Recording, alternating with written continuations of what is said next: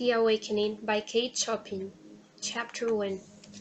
A green and yellow parrot, which hung in a cage outside the door, kept repeating over and over, go away, for God's sake! That's all right!" He could speak a little Spanish and also a language which nobody understood unless it was the mockingbird that hung on the other side of the door, whistling his fluty notes out upon the breeze with maddening persistence. Mr. Pontellier, unable to read his newspaper with any degree of comfort, arose with an expression and an exclamation of disgust. He walked down the gallery and across the narrow bridges which connected the Lebrun cottages one with the other. He had been seated before the door of the main house.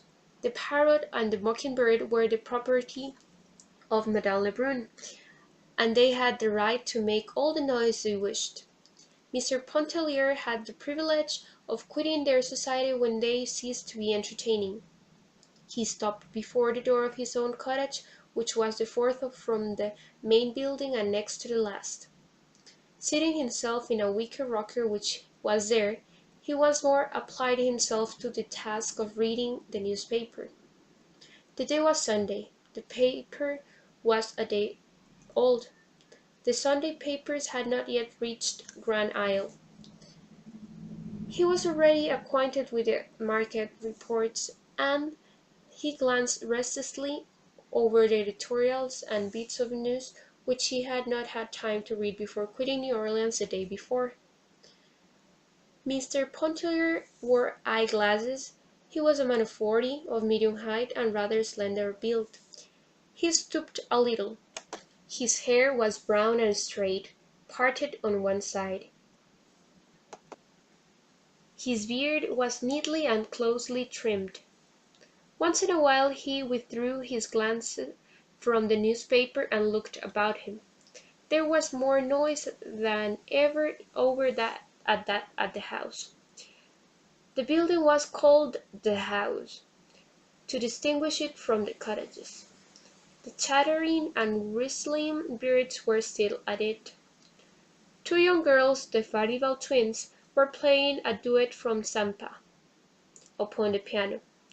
Madame Lebrun was bustling in and out, giving orders in a high key to a yard boy whenever she got inside the house, and directions in an equally high voice to the dining-room servant whenever she got outside. She was a fresh, pretty woman, clad away in white with elbow sleeves. Her stretched skirts crinkled as she came and went. Farther down, before one of the cottages, a lady in black was walking demurely up and down, telling her beads. A good many persons of the pension had gone over the Chenier Caminada in Bordelet's lugger to hear mass. Some young people were out under the water oaks playing croquet. Mr. Pontellier's two children were there, sturdy little fellows of 4 and 5. A quadroon nurse followed them about with a far-away, meditative air. Mr. Pontellier finally lit a cigar and began to smoke, letting the paper drag idly from his hand. He fixed his gaze upon a white sunshade that was advancing at snail's pace from the beach. He could see it plainly between the gaunt trunks of the water oaks and across the stretch of yellow camomile. The gulf looked far away, melting hazily into the blue of the horizon. The sunshade continued to approach slowly. Beneath its pink-lined shelter were his wife, Mrs. Pontellier, and young Robert Lebrun. When they reached the cottage, the two seated themselves with some appearance of fatigue upon the upper step of the porch, facing each other, each leaning against a supporting post. "What a folly! To bathe at such an hour in such heat!" exclaimed Mr. Pontellier. He himself had taken a plunge at daylight. That was why the morning seemed long to him. "You are burnt beyond recognition," he added, looking at his wife as one looks at the valuable piece of personal property which has suffered some damage. She held up her hands, strong, shapely hands, and surveyed them critically, drawing up her long sleeves above the wrists. Looking at them reminded her of her rings, which she had given to her husband before leaving for the beach. She silently reached out to him, and he, understanding, took the rings from his vest pocket and dropped them into her open palms. She slipped them upon her fingers, then, clasping her knees, she looked across at Robert and began to laugh. The rings sparkled upon her fingers. He sent back an answering smile.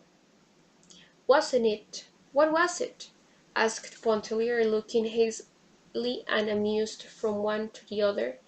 "It was some utter nonsense, some adventure out there in the water, and they both tried to relate it at once. It did not seem half so amusing when told."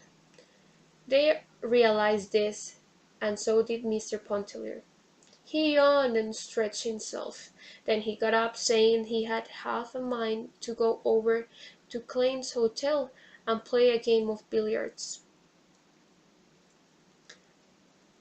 Go alone, Lebrun," he proposed to Robert, but Robert admitted quite frankly that he preferred to stay where he was, and talk to Mrs. Pontellier. "Well, send him about his business when he bores you, Edna," instructed her husband as he prepared to leave. "Here, take the umbrella," she exclaimed, holding it out to him. He accepted the sunshade, and lifting it over his head, descended the steps and walked away. "Coming back to dinner?" his wife called after him. He halted a moment and shrugged his shoulders. He felt in his vest pocket. There was a $10 bill there. He did not know. Perhaps he would return for the early dinner, and perhaps he would not. It all depended upon the company which he found over at Klein's, and the size of the game. He did not say this, but she understood it, and laughed, nodding good-bye to him. Both children wanted to follow their father when they saw him starting out. He kissed them and promised to bring them back bonbons and peanuts.